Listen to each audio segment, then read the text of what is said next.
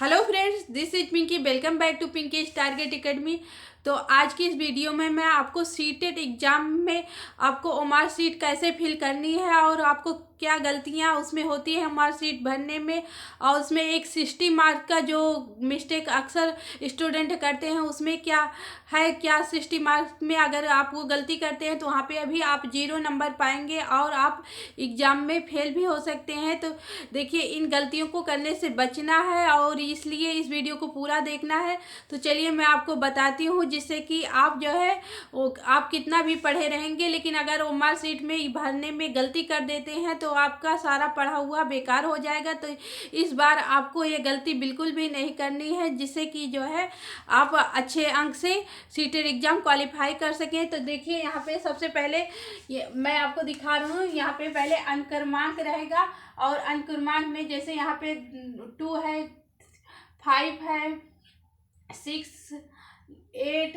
तो यहाँ पे पहले आपका अपना अंक क्रमांक फिल कर लेना है। उसके बाद देखना है कि 2 के नीचे ये जो गोले बने हुए हैं, तो 2 के नीचे 2 वाला आपको फिल करना होगा गोला। और ये नहीं इधर से आप लेफ्ट जो हॉरिजॉन्टल लाइन में है इधर फिल कर देंगे, तो ये बिल्कुल भी नहीं करना है। और देखिए यहाँ पे 6 है, तो 6 वाले में 6 के नीचे ही यहाँ पे 6 के सामने गोला फिल करना है। और ये भी ध्यान रखिए कि एक लाइन एक रो में केवल एक ही गोला जो है आप फिल करेंगे, नहीं तो जो है अगर एक रो में आप 2 गोला फिल करते हैं तो ये भी गलतियां होती हैं। तो इस गलतियों को करने से बचना है। और दूसरा यहाँ बुकलेट नंबर, तो बुकलेट नंबर आपकी जो पेपर मिला रहता है, पेपर सीट रहती है जो वो उसमें जो है दिया रहता है, तो वो बुकलेट नंबर यहाँ पे फिल करना है। उसमें भी इसमें भी आपको ऐसे ही मिला रहेगा गोला भरने के लिए। तो आप जो भी नंबर यहाँ फिल किए रहेंगे उसी के सामने ही ये गोला आपको फिल करना है। तो ये यहाँ पे हो गया। उसके बाद ओमार सीट भरना रहता है। ओमार सीट नंबर जो ओमार सीट रहती है उसके ऊपर एक नंबर दिया रहता है ऊपर साइड में, तो वो यहाँ पे फिल करना है। और एक जो है आपका दिया रहता है आपका कौन सा सीरीज है, तो सीरीज भी आपका ABCD करके रहता है। तो जो भी आपकी सीरीज रहेगी वो यहाँ पे फिल करना रहता है। जैसे यहाँ पे सीरीज दिए गए A series, B series, C, तो वो आपके जो बुकलेट नंबर रहेगा उसके ऊपर फिल रहेगा, तो उसके सामने ही आपको गोला फिल करना होगा। अगर आपको मान लो कि C वाला सीरीज मिली है तो आपको C वाले के सामने फिल करना रहेगा। तो ये हो गया ओमार सीट। और अब यहाँ पे बात कर लेते हैं पेपर 1 और पेपर 2 में आपको 60 मार्क कैसे जो है करेक्ट करना है, जिससे कि आप 60 मार्क में जो गलतियां होती हैं स्टूडेंट से वो बच सके। तो देखिए, सबसे पहले आपको CDP मिलेगा 30 नंबर का, 1 से लेकर 30 नंबर का। तो यहाँ से 1 से लेकर 30 नंबर तक आपका CDP रहेगा। और पेपर 2 में भी आपका यही रहेगा, 1 से 30 मार्क्स का आपका CDP रहेगा। तो यहाँ पे आपको इस तरह ओमार सीट मिल जाएगा। देखिए, मैंने बोर्ड पे बना रखा हुआ है इस तरह ओमार सीट। तो यहाँ पे आपको मिल जाएगा ABCD करके। आपको जैसे मान लो B वाला ऑप्शन आपका करेक्ट है, तो यहाँ पे B वाले के सामने फिल कर देना है। और दूसरे में आपका मान लो D वाला है, तो D वाले में यहाँ पे फिल कर देना है। तो 1 से 30 तक आपको पेपर 1 और पेपर 2 में CDP मिलेगा, तो CDP सबसे पहले आपको फिल कर लेना। उसके बाद अब देख लेते हैं 31 से 60 तक। तो 31 से 60 तक आपका पेपर 1 के लिए मैथ रहेगा।